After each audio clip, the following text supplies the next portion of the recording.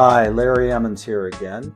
Today we're here to talk about net operating income, or NOI, and I have a special guest, Peter Emmons, who's a senior analyst with a very large REIT. He's also my son. Peter, take it away. Oh, great. Thank you. All right. So today, as mentioned, we're going to be talking about net operating income, or often referred to as NOI. NOI is typically used to assess the financial health of a property or company. And it's comprised of a few simple components, and we're going to walk through them today. So to start, revenue, typically comprised of your base minimum rent that you get from contractual obligations from tenants, as well as other revenue, which is typically comprised of parking income, as well as alternative sources of revenue that the property can drive. So for our example, we're going to assume that this property brings in $1 million in revenue a year.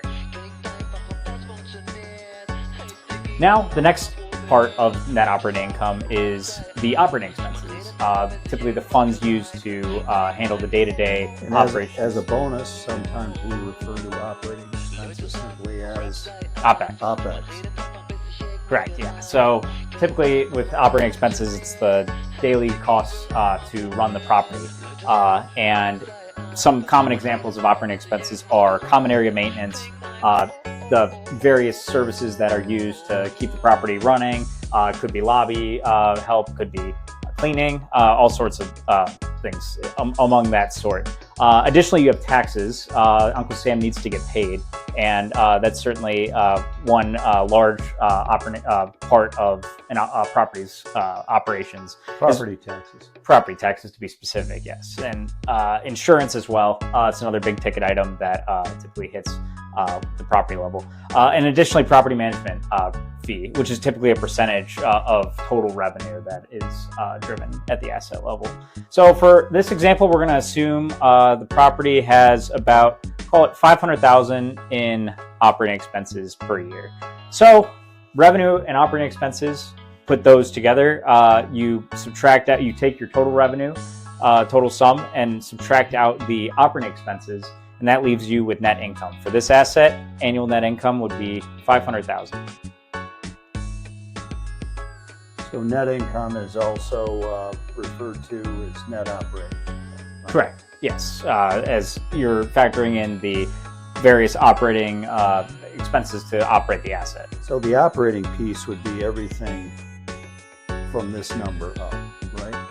Yeah. The operating cost. Correct. Okay. Yeah.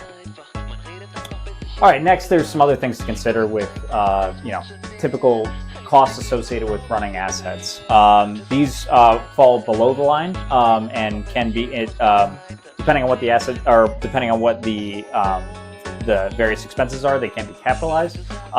But overall, some common examples of these include capital expense items. So these are separate from property's operating expense.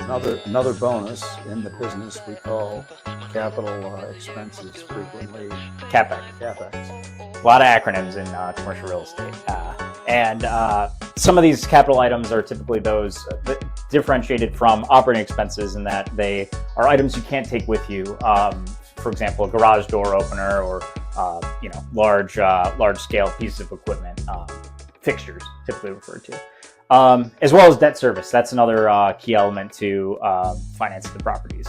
That is typically comprised of interest expense and amortization. And then so these items subtracted out for the purposes of our example, we're going to assume these are roughly $300,000. So non-operating expenses we're treating this differently than you might treat it on your tax return, right? Because we just group the amortization and the interest all together as one expense because it's a real expense. Correct. Yeah, it's still a real expense, and that ultimately should be factored into our last stage of this, which is free cash flow. And this is the overall bottomed out number once you factor in all the various expenses that are going to be incurred at the asset level. And for this asset in this example, $200,000, if you're in the green, that's typically a good sign for the year. Yeah, $200,000 over $1 million in revenue. That's a pretty good investment. Okay, what did we miss? Anything? I think there's a lot more to learn, but it's a good basis to start. All right, well, thank you, Peter.